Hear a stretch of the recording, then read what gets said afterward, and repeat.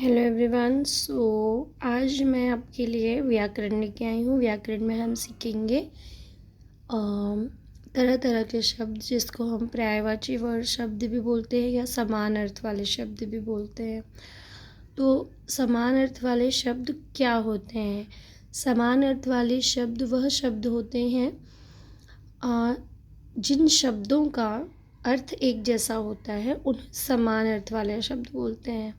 समान मतलब एक जैसा, मतलब उनके हम जो होंगे ना, नाम तो अलग अलग होंगे पर मीनिंग सेम होगा। ठीक है। अब जैसे हम सूरज को सूरज भी बोल सकते हैं और सूर्य भी बोल सकते हैं। तो सूरज के दो नाम हैं। क्या है? सूरज भी है और सूर्य भी है। सूरज का मतलब भी यही है और सूर्य का मतलब भी यही है। जो ये सूरज है, इनको हम सूरज भी बोल सकते हैं, सूर्य भी बोल सकते हैं। ये है घर। तो घर का समान अर्थ वाला दूसरा शब्द क्या होगा? गृह। गृह। और यह क्या है? चांद। तो चांद को हम और क्या बोल सकते हैं?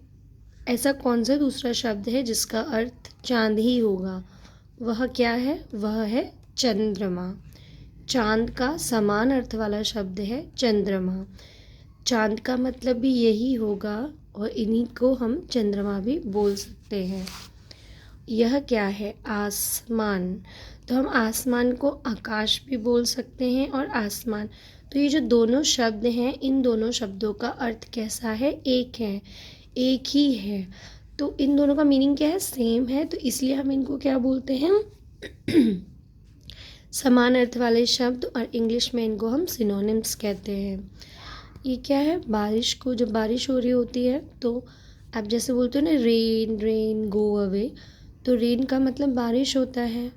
तो क्या हुआ? रेन भी तो एक उसका समान अर्थ वाला शब्द ही हुआ, but it is in English. तो ये जो बारिश है, तो हम बारिश का, ये जो बारिश हो रही है, इसको हम बारिश भी बोल सकते हैं। और दूसरा शब्द क्या है उसका सेम मीनिंग वाला, सेम अर्थ वाला? वह है वर्षा। अब हम कुछ और शब्दों की प्रैक्टिस करते हैं। जैसे कि ये माँ है, तो माँ को हम क्या बोल सकते हैं? माँ को हम माता भी बोल सकते हैं, जननी भी बोल सकते हैं। तो माता और जननी का अर्थ क्या है? माँ। इन दोनों का अर्थ माँ ही है। ठीक है। बंदर को हम और किन किन शब्दों से बोल सकते हैं? वानर। वानर का मीनिंग भी बंदर होगा, कपि का मीनिंग भी बंदर होगा। चिट्ठी। चिट्ठी के समान अर्थ वाले दो शब्द कौन कौन से हैं? पत्र और खत। पर्वत। पर्वत के समान अर्थ वाले शब्द दो कौन से हैं? पहाड़, गिरी। फूल। फूल। फूल के समान अर्थ वाले शब्द दो कौन से हैं? पुष्प और सुमन। अब यह है बाग। बाग। बाग का हम बगीचा या उपवन, इनके मीनिंग क्या होते हैं? बाग। बाग का मतलब मीनिंग नहीं कहेंगे, सेम अर्थ वाले।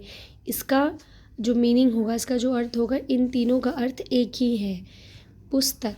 पुस्तक, जो हम ये पुस्तक में भी पढ़ रही हूँ, किताब, इसको हम किताब भी बोल सकते हैं, पुस्तक भी बोल सकते हैं और पोथी भी बोल सकते हैं। यह क्या है शब्द? पैर। तो पैर के समान अर्थ वाले शब्द कौन से हैं? पैर भी बोलते हैं, हम बोलते हैं हमारे पैर में दर्द हो रहा है, कभी कहते हैं हमारे पाँव में दर्द हो रहा है। तो पाँव का मतलब भी क्या है? पैर। तो पैर का समान अर्थ वाला शब्द क्या है? पाँव और पग। हाथ का समानार्थी शब्द क्या है?